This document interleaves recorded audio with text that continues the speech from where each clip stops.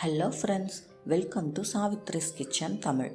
இன்றைக்கி நம்ம கிச்சனில் என்ன பார்க்க போகிறோன்னா, 6 மாதத்துக்கு மேலே இருக்க குழந்தைங்களுக்கு அடிக்கடி சளி இருமல் பிரச்சனை வரும். அதற்கான ஹோம் ரெமெடிஸ் தான் பார்க்க போகிறோம். இதில் நான் 3 டிப்ஸு சொல்லியிருக்கேன். இதில் எந்த டிப் உங்களுக்கு ஓகே, உங்கள் பேபிக்கு ஓகேன்னு நீங்கள் ஃபீல் பண்ணுறீங்களோ அதை நீங்கள் யூஸ் பண்ணிக்கலாம். ஆனால் 3ஐயும் ஒரே டைமில் யூஸ் பண்ணக்கூடாது. வாங்க வீடியோக்குள்ளே போகலாம். வீடியோக்குள்ளே போகிறதுக்கு முன்னாடி இப்போ தான் நீங்கள் நம்ம சேனலை ஃபஸ்ட் டைம் பார்க்குறீங்கன்னா வீடியோக்கு கீழே இருக்க ரெட் கலர் சப்ஸ்கிரைப் பட்டனை கிளிக் பண்ணிக்கோங்க. கூடவே இருக்க பெல் ஐக்கானையும் கிளிக் பண்ணிக்கோங்க.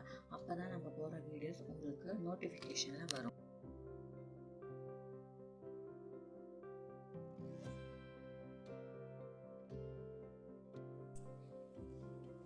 கற்பூரவள்ளி இலை 1,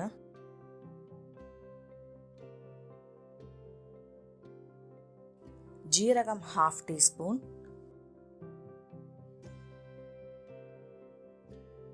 மிளகு 3, துளசி 1 கைப்பிடி அளவு.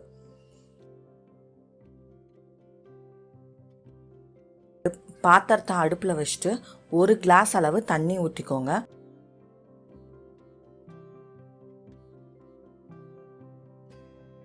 அதில் ஜீரகம், கற்பூரவள்ளி இலை, மிளகு, துளசி எல்லாத்தையும் போட்டுக்கோங்க. நல்லா கொதிக்கணும். கொதிக்கும் போது கலர் சேஞ்ச் ஆகும்.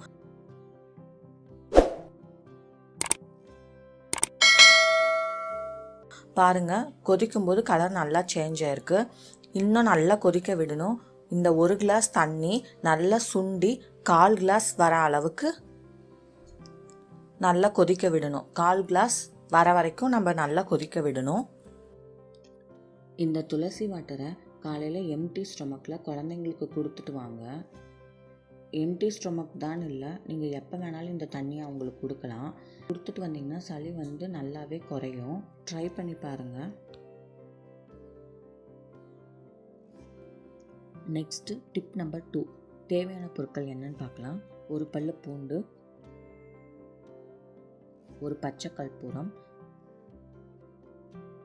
வெற்றிலை காம்பு, அதோட தண்டு பகுதி முழுமையாக கூட நீங்கள் யூஸ் பண்ணிக்கோங்க, ரொம்ப நல்லது.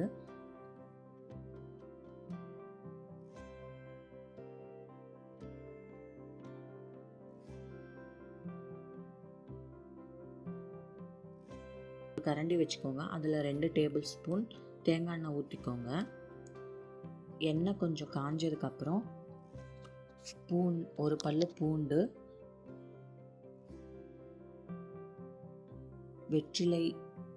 வெற்றிலையோட காம்பு,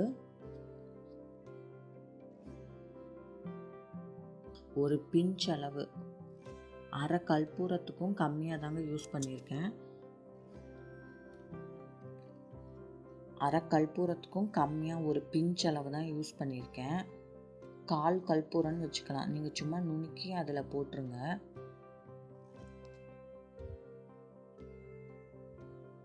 போட்டுட்டு நெக்ஸ்ட் இதை எப்படி யூஸ் பண்ணணும்னு சொல்கிறேன்.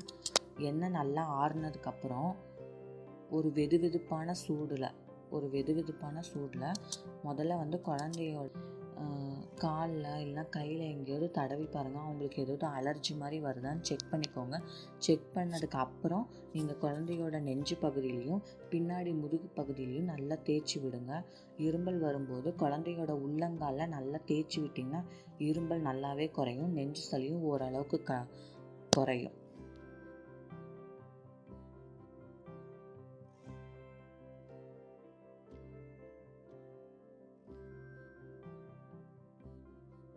டிப் நம்பர் 3 என்னன்னு பார்க்கலாம்.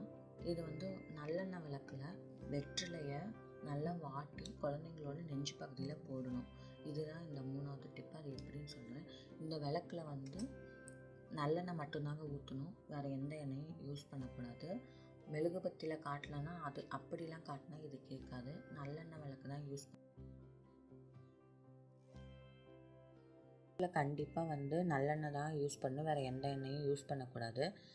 அந்த எண்ணெயை லைட்டாக தொட்டு வெத்தலை மாலையும் தடவிக்கோங்க.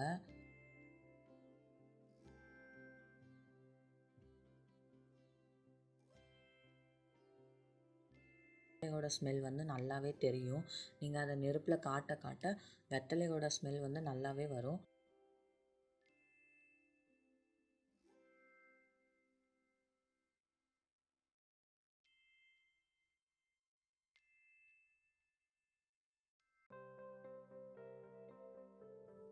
இப்போ